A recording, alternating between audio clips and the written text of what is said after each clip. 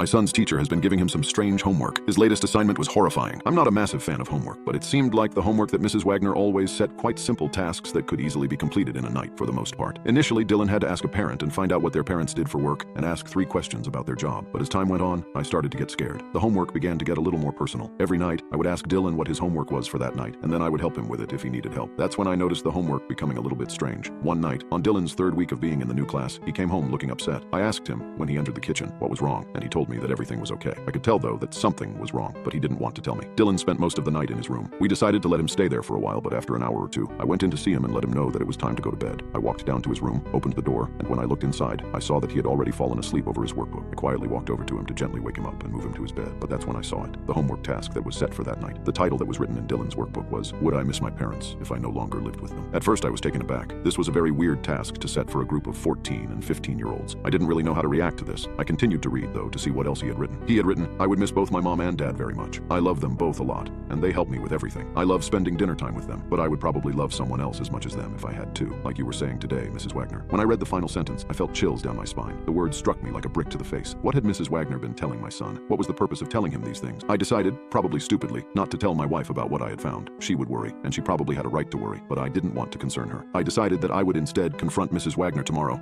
and ask her about this strange homework task. The next day, I took Dylan to school like I normally do, except this time I got out and walked up to the classroom with him. I saw Mrs. Wagner alone in the classroom as I entered the room, and she greeted me with a smile. "Hey, how are you?" she said as I entered the classroom. "How is Dylan settling in?" She was dressed in a flannel skirt with a black jacket, and her brown hair was slightly curled. I answered that he was settling in well, but I did have 1 or 2 concerns. She asked what they were, and so I explained. "I was just curious about the homework you set yesterday, the one about how much they would miss their parents. I am just concerned because it is a very strange and confronting thing to ask a group of 9th graders. I also noticed that Dylan wrote that he might have to love someone else if he had to, like you told him. I would really like you to explain that," I asked her, quite bluntly. "Oh, that," she replied as she let out a slight laugh. "Yesterday I was teaching about how parents love and protect their kids, but also how that there are also other people that would be there to help them if they need it." I wasn't satisfied with this answer and was about to question her further, when suddenly a large group of school children entered the classroom. They were all walking in 2 rows. They all greeted Mrs. Wagner and greeted her one by one. They seemed very well behaved, almost too well behaved. I then saw Dylan take a seat next to one of the students, who was staring to the front of the classroom with their arms crossed. At the entrance of the rest of the class, Dylan's behavior seemed to change. He seemed to sit up a bit straighter, and his eyes widened as he began staring at the rest of the class. I looked around and noticed that all of the students were staring at the same spot. All their eyes were pointed at Mrs. Wagner. Something didn't feel right, but I knew that Dylan needed to stay at school, and this was probably some sort of morning routine they had. I decided that I would pick Dylan up from school, though, and so I left work a little bit early and drove over to the school. When the bell rang,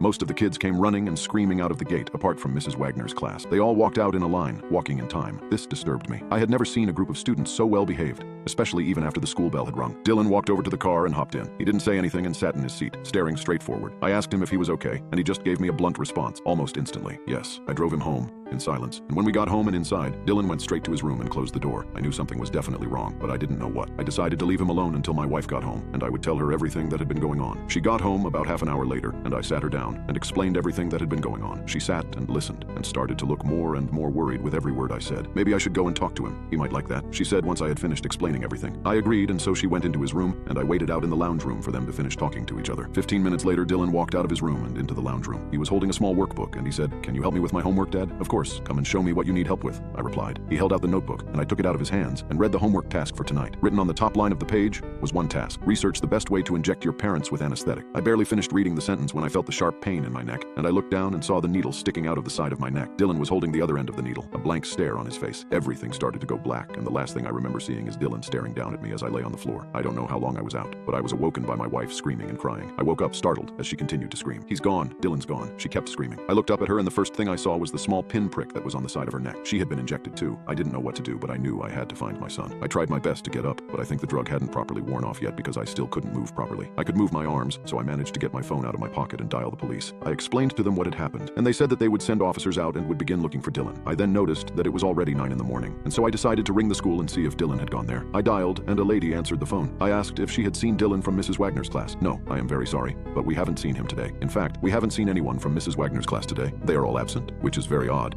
Because Mrs. Wagner hasn't shown up for work either today, the lady on the phone said. I hung up and sat in silence for a moment. My wife had heard what the lady said, so she also just sat there in total silence. That was all 3 weeks ago, and Dylan is still missing, along with Mrs. Wagner and the rest of his classmates. All the parents of the kids in Dylan's class have the same story. They were injected with something by their own children, and when they woke up, their child was gone. No one knows where they went, but we all had the same questions. Were they all together? Was Mrs. Wagner with them? Was this all planned? Exactly a month after the kids disappeared, the parents of Dylan's classmates and I gathered for a meeting at the town hall. We needed to share our experiences, our fears, our guilt. But as we were sharing our stories, one parent, Mrs. Johnson, whose son was also in Mrs. Wagner's class, remembered a strange detail. Mrs. Wagner had often spoken about a cabin her family owned deep in the woods, about 50 miles north of town. The police had searched her home and nearby areas, but nobody thought to check the cabin. Armed with this new information, we immediately called the police and relayed the information. They promised to launch a search the next morning and advised us to stay home for our safety. We couldn't just sit and wait, though. A few of the other parents and I decided to take matters into our hands. We gathered flashlights, maps, and a few essentials, and in the dead of the night, drove towards the woods. We navigated the dense forest for hours, the silence broken only by the sound of rustling leaves in our pounding hearts. As the sun began to rise, we came across an old, dilapidated cabin. The windows were boarded up and the paint was peeling off, but it was still standing. My heart pounded in my chest as we approached the cabin. We called for our kids, praying they would hear us and respond. Instead, what greeted us was an eerie silence. Taking a deep breath, I pushed open the creaking door of the cabin. What we found inside was beyond our worst nightmares. The cabin was empty, but the walls were covered in scribbled writing and drawings that looked like they were done by children. A detailed plan was sketched out on one wall, outlining a strategy for the children to inject their parents and make their way to the cabin. The plan was signed with Mrs. Wagner's name. As we frantically scanned the room, something else caught our attention. A stack of notebooks lay on a dusty table. The cover of each notebook had a child's name, the names of all the missing children from Mrs. Wagner's class. I picked up Dylan's notebook, my hands shaking. I flipped through the pages,